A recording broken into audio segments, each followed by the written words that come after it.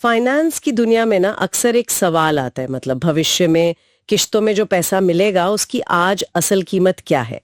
सोचिए, जैसे लोन की ईएमआई है या रिटायरमेंट पेंशन या कोई स्कीम जिससे शायद हर साल कुछ पैसा मिलता हो। बिल्कुल। और हमारे पास जो स्रोत हैं वो इसी पहेली को सुलझाने में मदद करते हैं।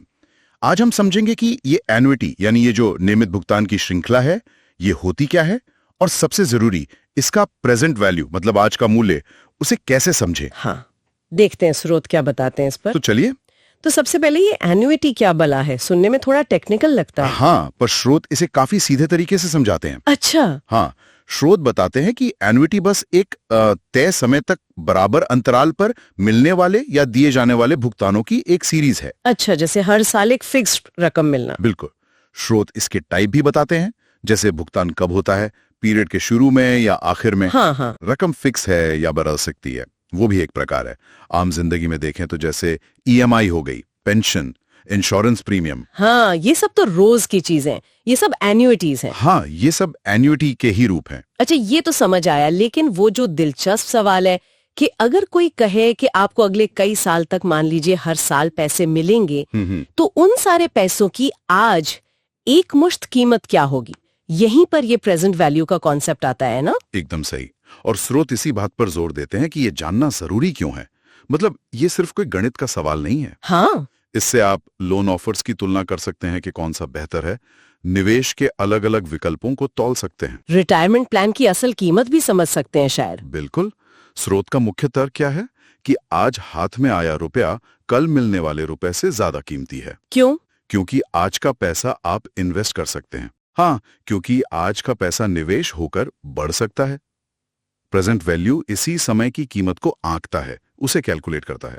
तो फिर स्रोत इसे आंकने का कोई तरीका भी बताते होंगे, कोई कोई फॉर्मूला वगैरह। हाँ, स्रोत एक स्टैंडर्ड फॉर्मूला का जिक्र करते हैं।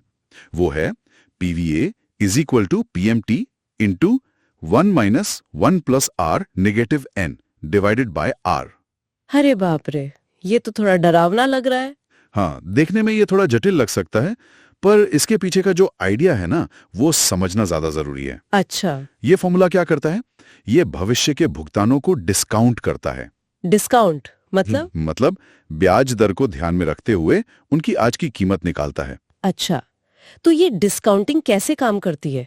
स्रोत का कोई उदाहरण है ऐसे समझने के लिए? मान लीजिए। बिल्कुल बिल्कुल।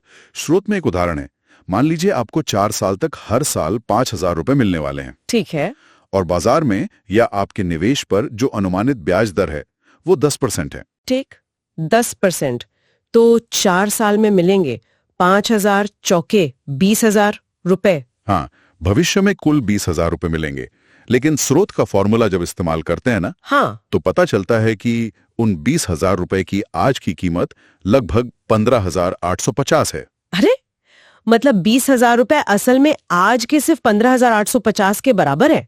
10% ब्याज दर के हिसाब से ये तो लगभग 4,150 रुपए का फर्क हो गया। हाँ, यही है प्रेजेंट वैल्यू का कमाल। ये दिखाता है कि भविष्य के वादे की आज की हकीकत क्या है। वो जो 4,150 का अंतर है ना, हाँ, वही समय और ब्याज की कमाई का असर है। ये कैलकुलेशन हमें सीधे सीधे तुलना करने देता है। क्या आज 15,850 रुपए लेना बेहतर है या अगले 4 साल तक 5,000 रुपए सालाना लेना? अच्छा, ये तो बहुत काम की चीज है। हाँ, स्रोत में एक पेंशन योजना का उदाहरण भी है, जहां यह पता लगाया जाता है कि 10 साल तक मिलने वाली पेंशन की आज क्या कीमत है। बहुत प्रैक्टिकल है। तो अगर हम स्रोतों से मिली सारी जानकारी का एक निचोड़ निकालें तो क्या कहेंगे? निचोड़ ये है, एन्युटी मतलब रेगुलर फिक्स पेमेंट्स की एक तयशुदा कड़ी। ठीक है, नियमित भुगतान। और प्रेजेंट वैल्यू यानी पीवीए का मतलब है उन भविष्य के भुगतानों की आज की वास्तविक कीमत डिस्काउंट करने के बाद। और ये सिर्फ थ्योरी नहीं है, बल्कि लोन, निवेश, रिटायरमेंट जैसे बड़े वित्तीय फैसले लेने का एक प्रैक्टिकल टूल है। ये हमें अभी मिलने वाले पैसे और बाद में मिलने वाले पैसे के बीच हाँ सोच समझकर चुनाव करने में मदद करता है। बिल्कुल। और जैसा स्रोत बताते हैं, इसमें हमेशा 3 चीजें मुख्य होती हैं।